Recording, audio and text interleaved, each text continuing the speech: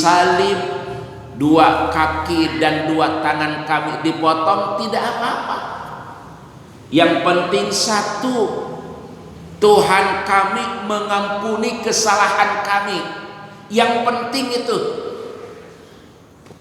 Nah, ini sebuah edukasi pendidikan bahwa seseorang mukmin betul harus punya prinsip, punya konsep yang tegas dalam hidupnya. Kenapa kami tidak takut dengan siksa? Satu jawaban, karena kami telah beriman. Yang kedua, harapan kami bahwa Tuhan kami mengampuni khotoyana, seluruh kesalahan kami. Yang penting kami diampuni dah. Itu. Mau urusan mati, disalib, mau dipotong, tidak apa-apa. Yang penting kesalahan kami diampuni oleh Tuhan kami. Coba. Jadi kita mendapatkan sebuah cermin jamaah dari Suhara Fir'aun, bagaimana ia betul-betul memasrahkan hidupnya terhadap Allah. Yang terpenting satu, kami mendapatkan ampunan. Ini Allahu Akbar. Maka jamaah sekalian yakin, tidak ada kebahagiaan seseorang kecuali ketika menghadap Allah mendapatkan kecuali itu. Kecuali itu maghfirah. Ini terdampar ya. Para penyihir Fir'aun yang hidupnya dari mulai lahir besar di lingkungan istana dengan kekufuran yang dipimpin oleh Fir'aun, yang sehari-harinya bergelut dengan ilmu hitam, tetapi Allah bukakan relung hatinya, kekufurannya dibuka dengan cahaya keimanan. Apa konsep mereka? Tidak mengapa kami disiksa, tidak mengapa kami mati, tidak mengapa kami dijemur dan disalib. Yang penting satu, kesalahan kami diampuni Allah. Yang penting itu. Luar biasa iman kalau sudah bicara seperti itu. Keyakinan jamaah ya, tidak ada ragu dalam hidupnya. Wa ma akrahtana alaiki minas sihri, dan apa yang engkau paksakan Fir'aun kepada kami dari sihir. Aku mempelajari sihir karena kamu memaksa. Jadi mereka jamaah yang jumlahnya 72 kata mufassir itu mempelajari ilmu sihir tingkat tinggi untuk melawan mukjizat Nabi Musa, itu dipaksa oleh Fir'aun itu. Ini wa ma'akrahtana nih. Jadi benar-benar mereka jamaah dilatih ya agar betul-betul bisa mengalahkan mukjizat daripada Nabi Musa alaihi salam. Wallahu khairu wa abqa, dan Allah lebih baik dan lebih kekal dalam pahalanya dan dalam ganjaran. Masya Allah jamaah, mudah-mudahan dari riwayat tentang kisah berimannya Suhara Fir'aun, para penyihir Fir'aun, memberikan jamaah sebuah bekas dalam hidup. Ternyata tujuan hidup adalah satu, mendapatkan ampunan dan keridhaan Allah Subhanahu wa ta'ala. Karena itu ada doa kan jamaah, taubatan qoblal maut wa maghfiratan. Ya, taubatan qoblal maut wa maghfiratan ba'dal maut. Insyaallah tak ada kebahagiaan kecuali itu. Kemudian rahimakumullah, innakum mayyati rabbakum mujriman fa inna laku jahannama la yamutu fiha wa la yahya. Barang siapa yang mendatangi Tuhannya mujriman, adalah hal dalam keadaan berdosa. Ini Allah meriwayatkan bagaimana jamaah sekalian bahayanya ketika orang kembali kepada Allah dalam keadaan berdosa.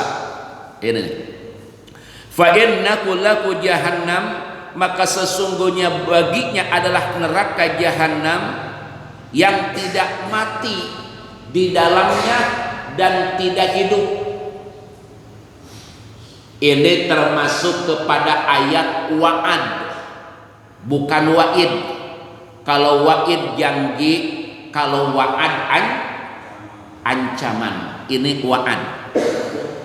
Siapa yang menghadapi kepada Tuhannya, datang kepada Tuhannya dalam keadaan berdosa, mujriman, adalah halun dalam keadaan.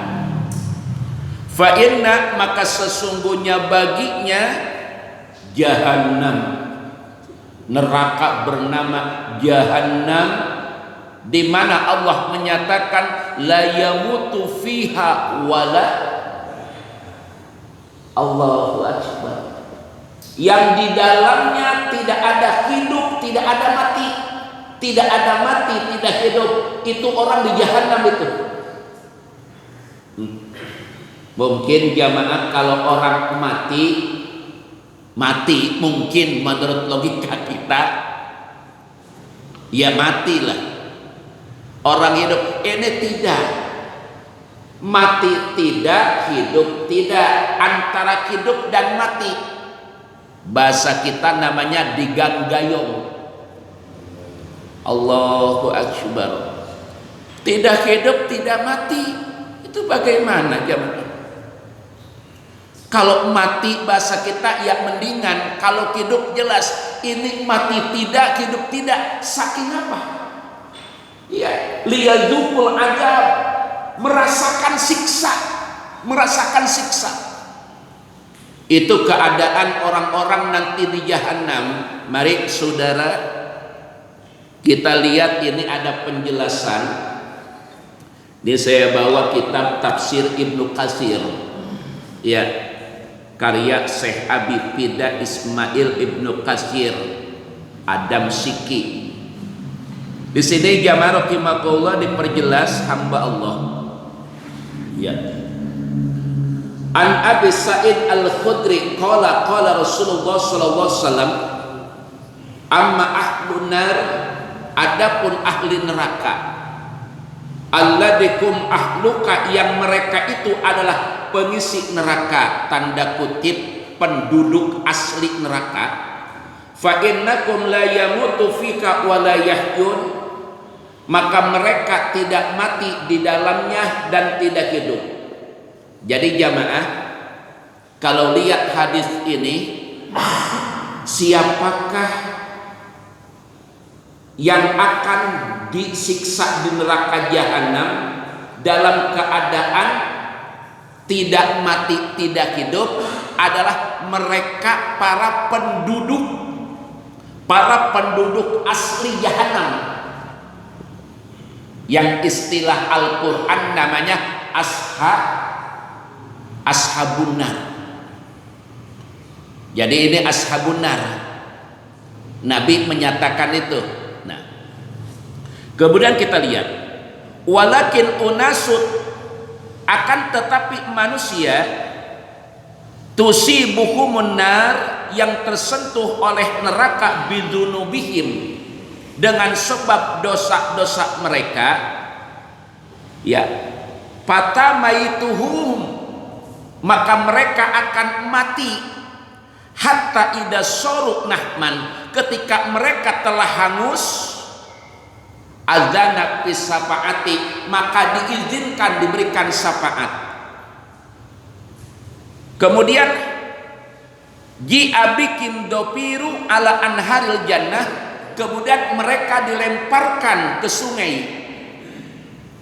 Payuqalu ahlul jannah, maka dikatakan wahai ahli surga, payam bituna nabatal hab takunu pihamal siyam, dan mereka nantinya jamaah akan tumbuh seperti biji di atas bekas air. Begini maksudnya.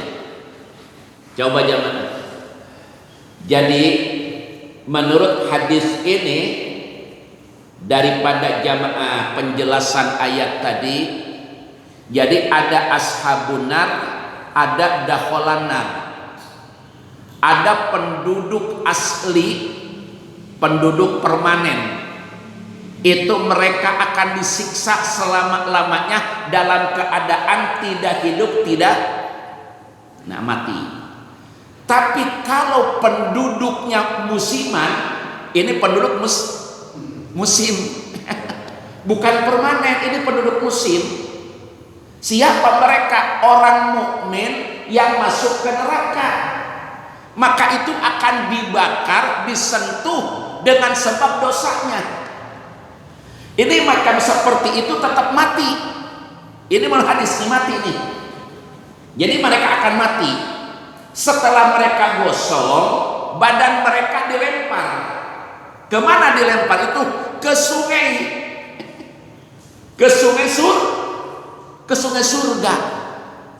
Setelah jamaah dilempar, nanti mereka akan mengapung ibarat biji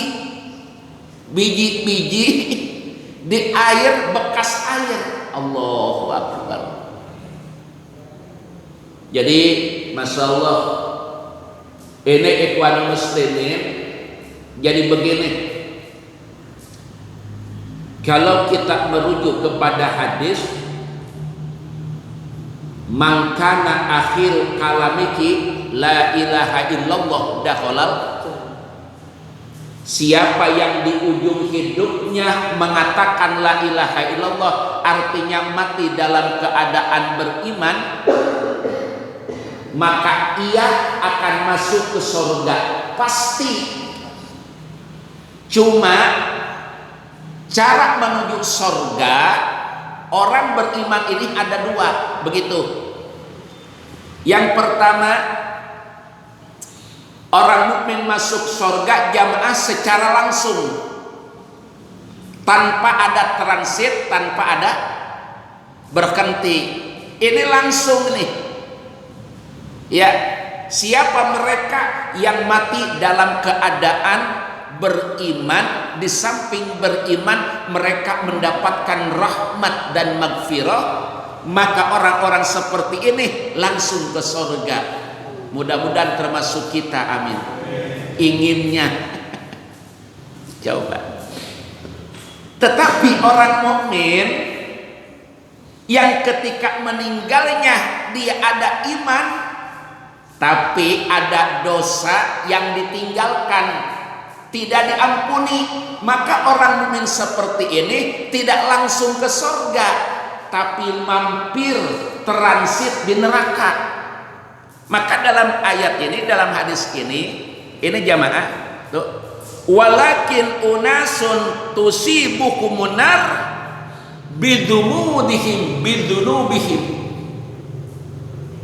Maka yakin jamaah, kalau orang mukmin dia mati dalam keadaan beriman, tapi ada meninggalkan dosa-dosa yang tidak diampuni oleh Allah, maka orang mukmin seperti itu mau tidak mau transit dulu di neraka. Akhirnya nih, disentuh oleh api neraka sampai gosong, dan itu akan mati. Maka mati. Coba. Maka jamaah yakin tadi kembali kepada rujuk awal, tidak ada kebahagiaan yang sebenarnya kecuali orang-orang yang mati saat meninggal mendapatkan magfirah, ampunan. Maka kita bisa melihat bagaimana para penyihir ia mengatakan liyaghfira lana khoto. Coba, Fir'aun, kami tidak takut mati di tiang salib, tidak takut kami dipotong kaki dan kanan. Yang penting satu, Tuhanku mengampuni kesalahanku itu.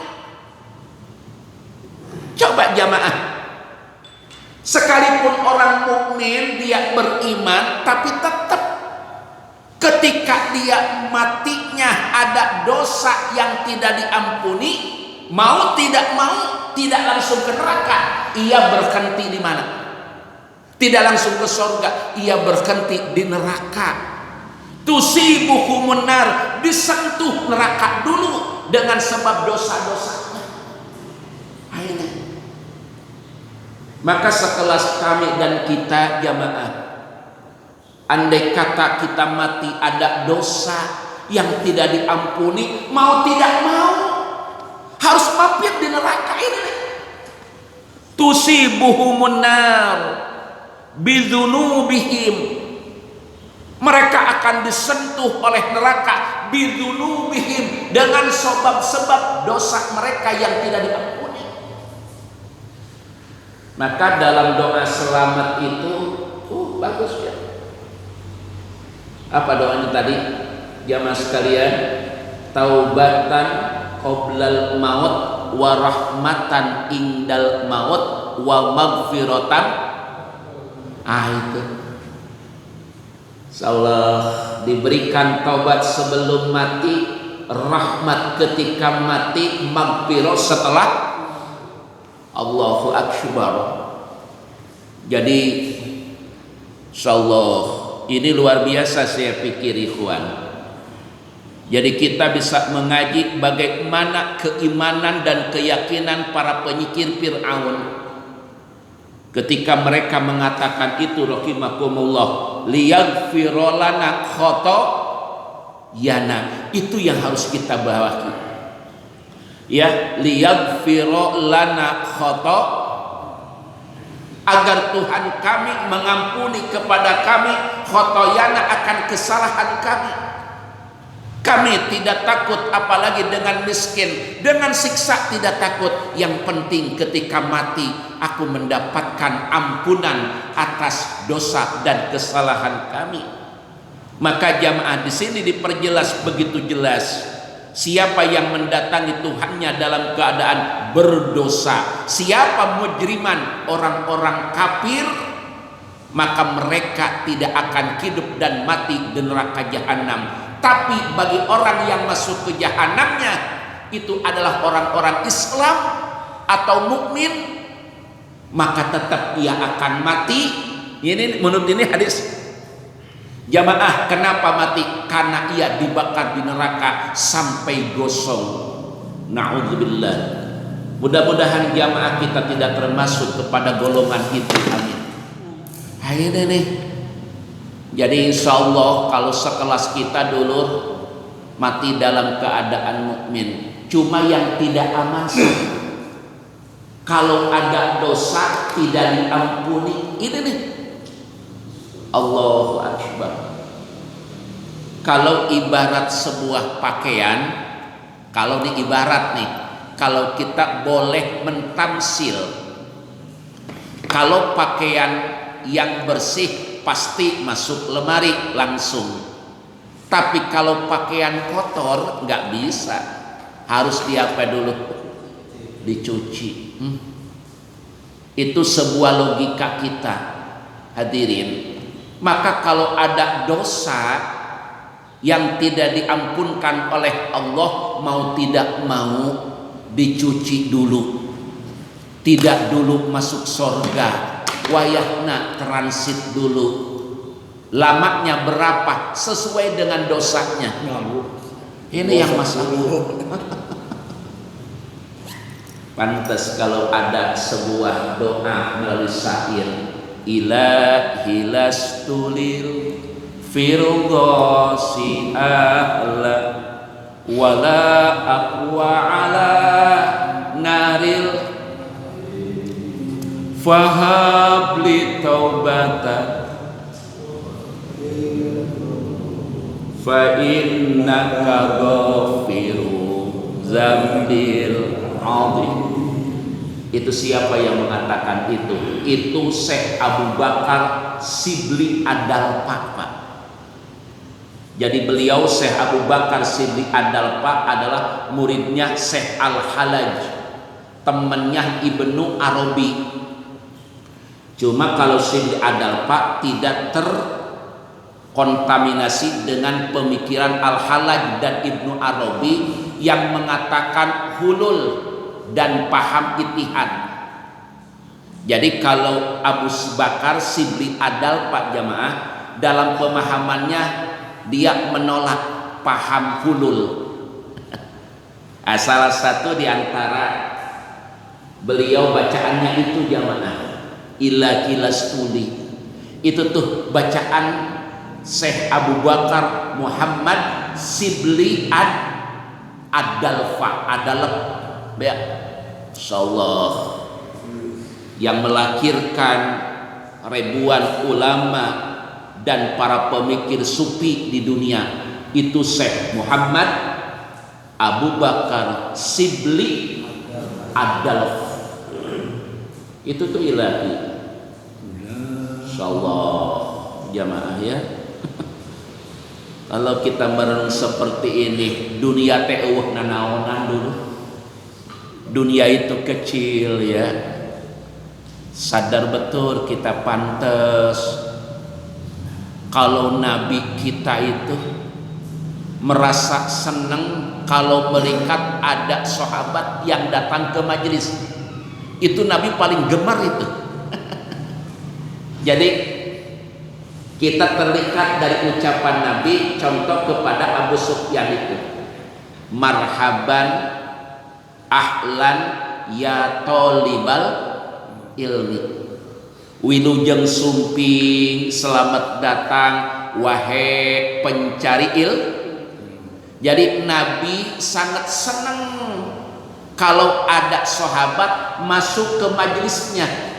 Kenapa? Karena majelis itulah tempat menyadarkan diri, tazkiyatun nafsi, membersihkan diri. Gak bisa Pak kalau tanpa di majelis.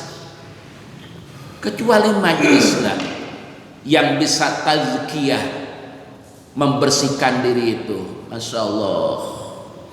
Kaum muslimin, para pecinta Allah dan pengikut Rasulullah SAW, ini dapat kita mendapatkan sebuah perhatian dari Allah. Bagaimana orang-orang kafir dan orang-orang mukmin, ternyata tidak setiap orang mukmin langsung ke surga. Ada mukmin yang akan disentuh oleh neraka. Adakah kita termasuk di dalamnya? Wallah.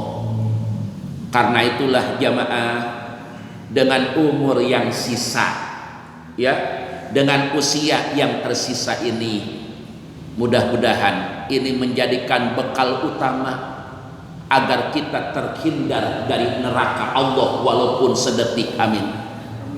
Itulah makanya kita tidak pernah ada jenuh bahwa setiap selesai sholat doa kita selalu kita baca Allahumma ajirna minan. Jangan ada jenuh jamaah. Kenapa hadirin kembali kita mengingat ya, walau istajaro, seandainya seseorang minta dijauhkan minanar dari neraka dengan doa Allahumma ajirna minanar, qalanar, maka neraka berkata begini, Allahumma ajirhu minan Allahumma ajirhu minanar, jauhkan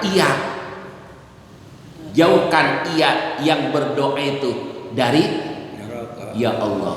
Jadi neraka ngomong Pak, neraka bicara ketika seseorang manusia mengatakan Allahumma ajirna.